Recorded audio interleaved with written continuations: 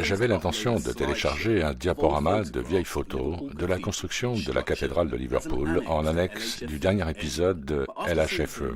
Mais après avoir vu tant de réponses chaleureuses et merveilleuses dans les commentaires, j'ai pensé ajouter moi-même quelques commentaires pour répondre à certaines des questions et requêtes. La première chose à noter est que sur Internet, en faisant une recherche d'images sur Google ou DuckDuckGo, vous ne trouverez pas une liste interminable de photographies historiques de construction. Si vous cherchez dans Archives, vous trouverez beaucoup de choses intéressantes, dont beaucoup seront abordées dans la prochaine série. Et c'est là que j'ai appris que des livres comme celui-ci sont très utiles.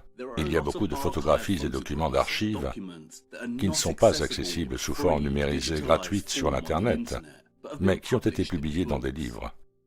Beaucoup de commentaires que j'ai reçus ont insisté sur le fait que la cathédrale de Liverpool est une reconstruction ou une rénovation d'une structure précédente. Ceci est la plus ancienne photographie conservée du site où se trouve la cathédrale aujourd'hui. Elle a été prise vers 1901. Vous pouvez voir l'édifice néoclassique ici, et on ne voit pas la cathédrale. Ceci est une photo des premiers travaux d'excavation en 1904. Le bois a été utilisé pour construire un amphithéâtre de soutien, et si vous regardez attentivement, vous pouvez voir sur l'une des grues à vapeur un des entrepreneurs de la construction, Morrison & Sons, Wavertree. La première zone de la cathédrale à être construite était sa chapelle de la Dame. Voici ses fondations. Ce qui est important de noter, c'est que la chapelle n'est qu'une petite partie de l'ensemble de la structure. Voici une photo de l'avancement des travaux. Si vous regardez de près, vous pouvez voir les couches de briques en formation ici.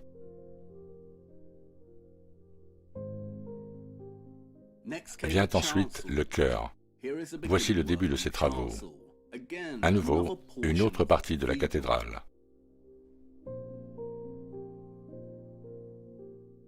Pendant ce temps, la chapelle de la Dame avance bien.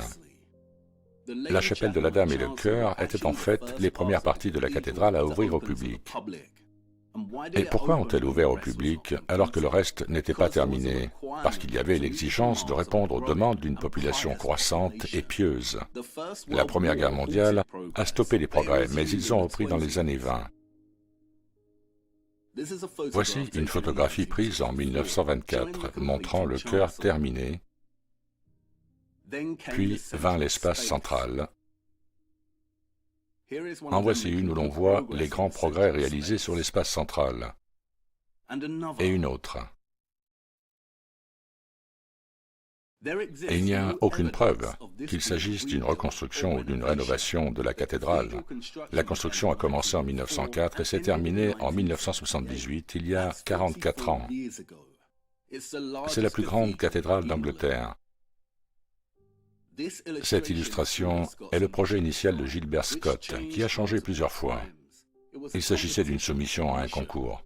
Les concours d'architecture sont une pratique courante. Il suffit de voir les soumissions en 2019 pour remplacer la flèche de Notre-Dame. Et il est courant que les conceptions initiales de travail soient modifiées et affinées en raison de nombreux facteurs d'influence, tels que la portée, les finances, etc. La construction de la cathédrale n'est pas le mystère ici. Le mystère de ce site est les anciens tunnels d'eau qui ont été construits pendant le siècle des Lumières et la source qui coule encore aujourd'hui.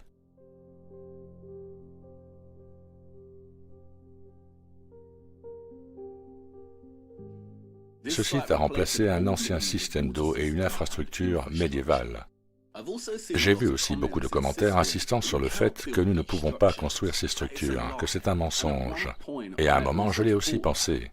La construction a commencé en 1904 et s'est terminée en 1978. Avant la Seconde Guerre mondiale, les moyens de construction étaient principalement la technologie de la révolution industrielle, des grues à vapeur, des scies à vapeur, etc. Voici une photographie et des images d'une scie à cadre actionnée par la vapeur qui travaillait chaque jour à couper les gros blocs de pierre provenant de la carrière. Après la Seconde Guerre mondiale, la technologie est devenue plus moderne, comme les forêts pneumatiques.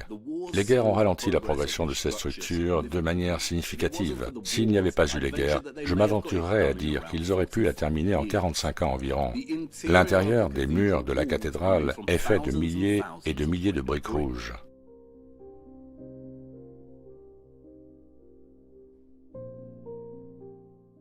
L'extérieur est un revêtement en grès ou une façade, et vous pouvez trouver une abondance de preuves photographiques témoignant de ceci.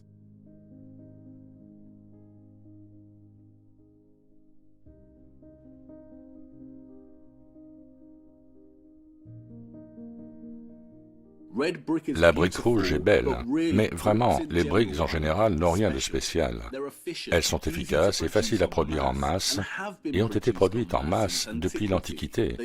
Ils pouvaient certainement le faire au XIXe et au XXe siècle.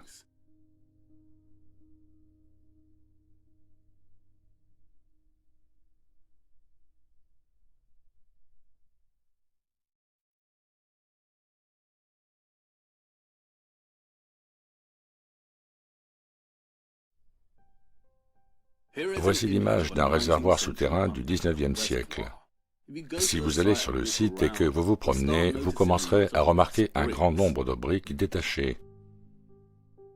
Et si vous les examinez de près, vous verrez des briques rouges avec des noms de sociétés victoriennes inscrits dessus. La brique ne ment pas. Et il y a une différence entre les vieilles briques rouges et la brique rouge victorienne du XIXe siècle. Et maintenant, vous pourriez dire, « Ah ah, donc Liverpool n'est pas une vraie cathédrale, si la majorité des murs intérieurs sont composés de briques rouges. » Mais ce n'est pas exact. Si vous regardez de nombreuses cathédrales médiévales, vous réaliserez que les murs sont composés d'un type de gravat à l'intérieur et ensuite d'un revêtement extérieur en pierre sculptée. Encore une fois, il n'y a rien d'impossible ou de particulièrement spécial à ce sujet.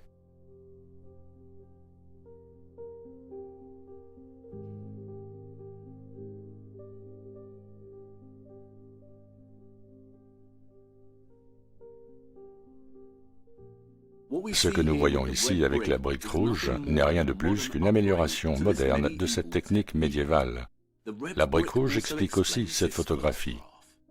Quelques personnes dans les commentaires ont fait référence à cette image comme la preuve d'une reconstruction ou que les pouvoirs en place nous mentent au sujet de cette structure. Mais si vous regardez de près, vous pouvez voir que la photo montre un mur de briques rouges. La même brique rouge que nous voyons ici.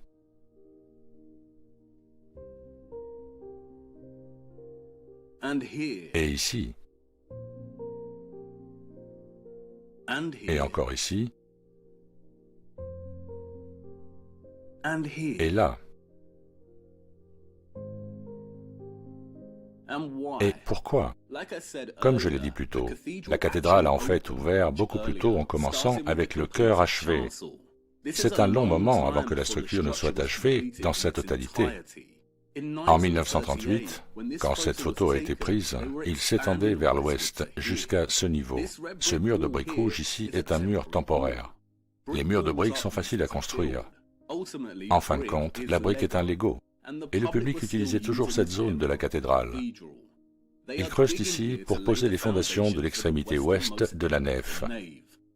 Comme vous le voyez ici sur cette photo aérienne de 1965, cette extrémité n'était toujours pas terminée et en cours d'extension. Des murs de briques temporaires permettaient à la population d'assister au service simultanément.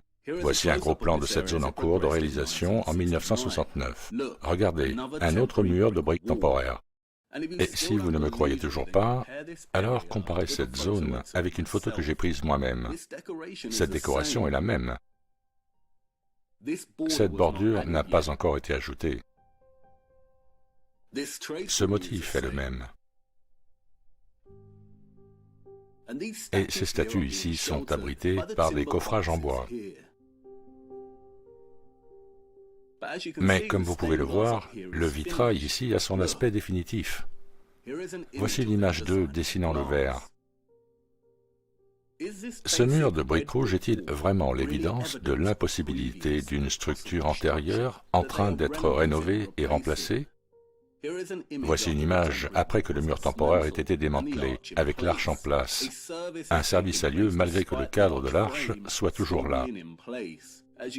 Comme vous pouvez le voir, ils ont utilisé une cathédrale pendant qu'ils étaient encore en train de la construire. Et je sais ce que vous allez dire, que la structure semble vieille et usée sur cette photo. Mais vous devez vous rappeler que cette section n'est pas complète. Il n'y a pas de toit au-dessus. La pluie, la lumière du soleil, l'appareil photo, tout cela affecte l'aspect de la pierre et de la brique sur une photographie. Nous le voyons ici. Les variations de ton et de lumière ne sont pas la preuve d'une véritable altération, surtout dans les vieilles photographies. Une autre tendance dans les réponses est que la cathédrale de Liverpool était post-industrielle. Qu'en est-il de celles qui sont venues avant? Qu'en est-il des structures qui ont pris 3 à 4 ans? Et c'est là que ça devient complexe, et c'est l'un des thèmes centraux de ma future série. En ce qui concerne les véritables cathédrales médiévales, la cathédrale d'Hereford a été achevée sur une période de 171 ans, York Minster 242 ans, Gloucester 410 ans, Salisbury 100 ans, Wells 274 ans, Exeter 288 ans, la cathédrale de Lichfield 145 ans.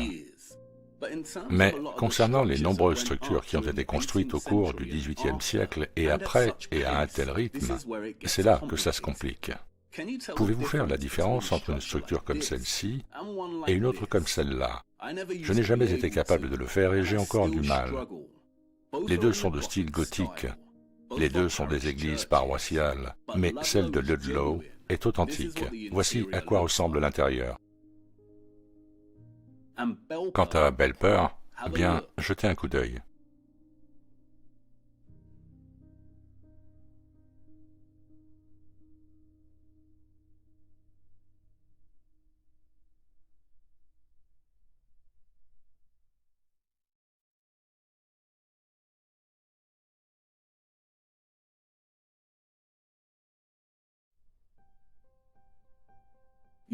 Comme vous le voyez, il n'y a pas de vraies arches ou de colonnes. Ça ressemble à une grande église de l'extérieur, mais en fait c'est une boîte avec une façade. Il y a la vraie maçonnerie de pierre, et puis il y a la pseudo-maçonnerie de pierre, ou franc-maçonnerie. Il a fallu 1 an pour construire Belper en 1824. Et ce n'est en fait pas un grand secret ou une conspiration. Ils nous disent en fait que la pierre artificielle était largement utilisée au cours du XVIIIe et XIXe siècle. Elle était généralement coulée à partir d'un mélange et moulée. La pierre de Caude n'est pas une vraie pierre, mais elle est pourtant aussi dure que la pierre, presque impossible à différencier de la vraie pierre. Et elle est présente en abondance dans une ville comme Londres.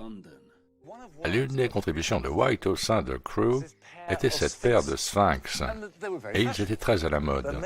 Ils sont faits en pierre de Caude, qui est devenue extrêmement populaire parmi les propriétaires terriens à la fin du XVIIIe siècle. Et l'intérêt de la pierre de Caude est que ce n'est pas du tout de la pierre.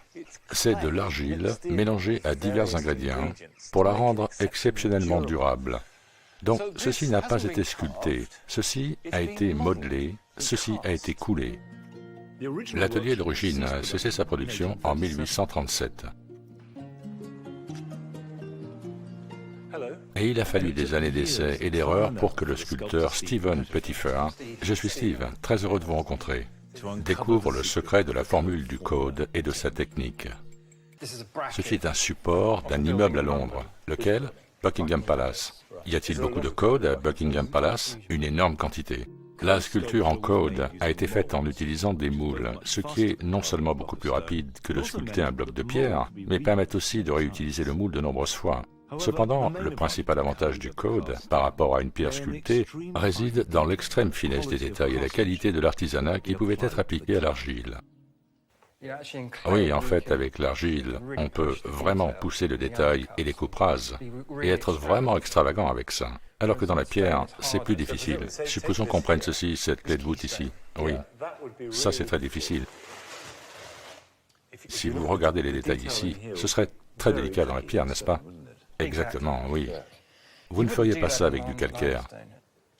Stephen m'a expliqué certains des secrets de cet extraordinaire matériau polyvalent et durable. C'est de l'argile. Nous avons beaucoup de différents mélanges. Ok. Au fait, est-ce un secret? Pouvons-nous dévoiler le mélange? Moi, ça ne me dérange pas. Je ne suis pas si secret à ce sujet, parce que finalement, c'est la sculpture qui est difficile à produire. Alors laissez-moi jeter un coup d'œil à ça, pour que je puisse voir les petits bouts et les petits morceaux blancs. Ce que vous regardez ici, c'est ce que l'on appelle le grog. La pierre de Caude est un mélange de poussière de céramique cuite, de poudre de sable de verre et de silex moulu. Mais vous le traitez comme de l'argile. Oui, on le modèle comme de l'argile, on le cuit comme de l'argile, et ça marche. Mais il vieillira et durera bien plus longtemps que la terre cuite normale et certaines autres pierres. Oui, je veux dire, qui dure beaucoup plus longtemps que les pierres calcaires et le marbre, oui, plus longtemps que le marbre. Oh oui, beaucoup plus longtemps. Pour le profane, c'est incroyable. C'est un matériau incroyablement dur. La scagliola n'est pas du vrai marbre, mais elle est moulée et devient aussi dure que le marbre.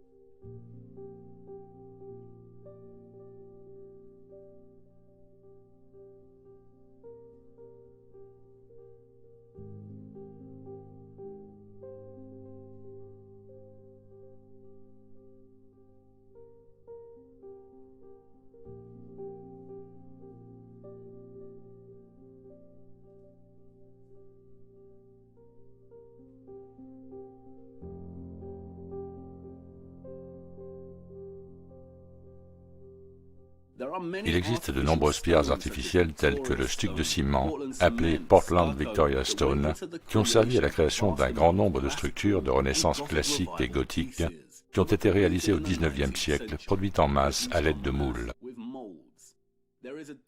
Il existe une différence entre la vraie maçonnerie puriste et la pseudo-maçonnerie.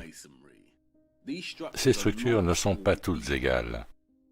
Et ils admettent ouvertement qu'ils ont beaucoup élagué. Et pourquoi pas? Si vous produisez en masse, il faut du bon marché et de l'efficacité. Et il n'y a rien d'impossible dans ces trucs classiques. Et je ne l'avais pas réalisé jusqu'à ce que je commence à sortir et à regarder de plus près. Et je n'essaie pas de discréditer la pseudo-maçonnerie. Un tel moulage est un talent en soi. Mais ce n'est pas l'authentique. Mais ça soulève une discussion importante sur la facilité de réviser et de changer les structures avec ces techniques. J'ai reçu un bon commentaire à ce sujet disant que la sculpture sur pierre est un canular pour nous tromper, pour nous égarer, ce n'est que du béton coulé. Mais je ne suis pas d'accord. La Grande Pyramide K est une bonne vidéo et tout le monde devrait la regarder, mais c'est profondément défectueux, avec encore plus de révisionnisme réducteur qui ne résiste pas à un examen approfondi, et la fin est très douteuse. C'est un grand thème de ma future série. Je ne souscris pas à l'approche maximale. Tout n'est pas coulé, tout comme toute la géologie n'est pas un bâtiment fondu. La maçonnerie de pierre n'est pas un canular, et nous avons des maçons vivants aujourd'hui qui font vivre cela. Nous avons aussi beaucoup de très vieilles carrières. Les carrières ne sont pas des usines à béton. Le mégalithisme semble être une impossibilité, oui, mais les cathédrales, elles, sont très possibles. Je ne conteste pas la réalité de la coulée, mais ils nous disent qu'avec la chute de l'Empire romain occidental, la fabrication de briques et le ciment ont disparu pour refaire surface à la fin du Moyen Âge, alors que la Renaissance commençait. Qui ou quoi a refait surface? Rome, les maîtres du ciment. Le thème central de ma future série est ma recherche pour essayer de déchiffrer ce qui est réel et ce qui ne l'est pas. Comment ils se sont appropriés l'architecture médiévale et utilisent la pseudo-maçonnerie pour potentiellement altérer le récit historique. Comme les photographies et les images de la cathédrale de Liverpool le montrent, le revêtement en pierre a été sculpté et façonné par des maçons.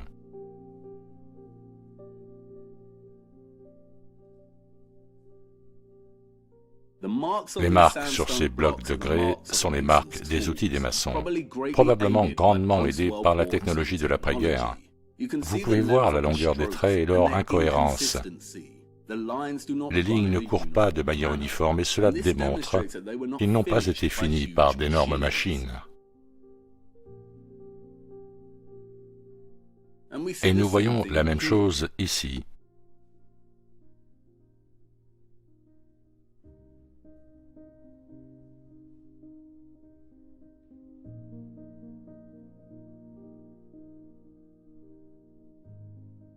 Et ici. Cette pierre a été extraite de la carrière de Walton.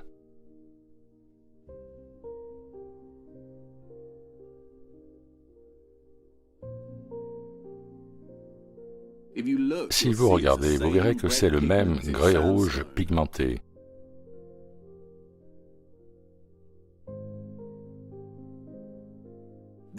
Ceux-ci ont été taillés avec des machines à vapeur et des outils manuels, mais cela ne fait qu'accélérer le processus. Les maçons médiévaux ont construit leur site juste à côté des carrières locales pour être plus efficaces. Ici, à l'abbaye de Fountains, vous pouvez voir une partie d'un long mur de carrière qui court tout le long de ce site. La carrière de la cathédrale de Lincoln est à 1 kilomètre du site et ils l'utilisent encore aujourd'hui pour rénover et remplacer les vieilles pierres de la cathédrale en utilisant les techniques de maçonnerie traditionnelles. Si vous allez dans les carrières ou observez le travail des maçons, vous réaliserez que la maçonnerie de pierre est en effet très possible.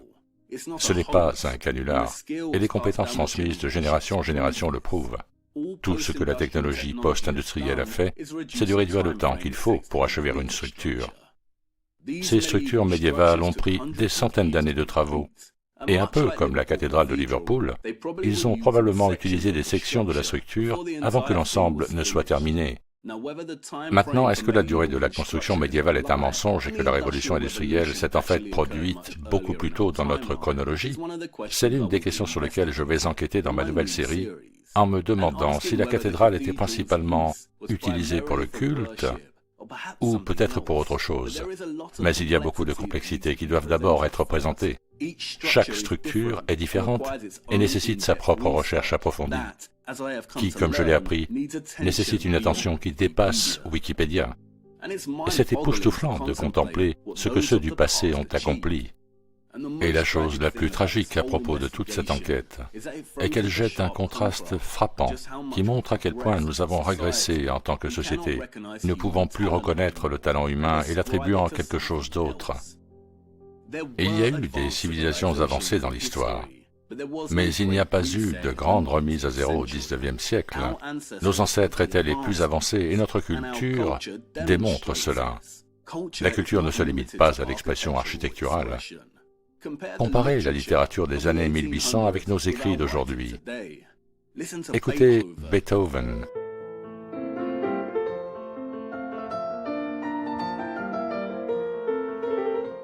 Et notre musique d'aujourd'hui. Goûtez une cuisine traditionnelle d'autrefois et comparez avec aujourd'hui. La façon dont nous peignons à l'époque et l'art que nous produisons aujourd'hui. Le grand mensonge qui entoure les cathédrales n'est pas l'impossibilité de leur construction. Le mensonge est autre chose et c'est beaucoup plus compliqué, inquiétant et époustouflant que ce que j'avais réalisé au départ. Je me suis trompé et maintenant je vais corriger cette erreur avec une nouvelle série. Mais je ne continuerai pas à discréditer ou à effacer mes ancêtres quand il y a une richesse de preuves et d'informations contre moi. Je ne peux pas le faire, surtout pour apaiser une soif de conspiration. Comme je l'ai dit, il y a de gros mensonges, et il y a eu une grande réinitialisation qui n'a tout simplement pas eu lieu au XIXe siècle. Et l'impossibilité de l'architecture n'est pas le problème. Nous pouvons construire comme ça, et nous pouvons certainement couler du ciment et mouler le code. J'espère que cela apporte un peu de clarté et donne le ton de ce qu'il faut attendre. Et j'espère que le prochain épisode sera bientôt terminé.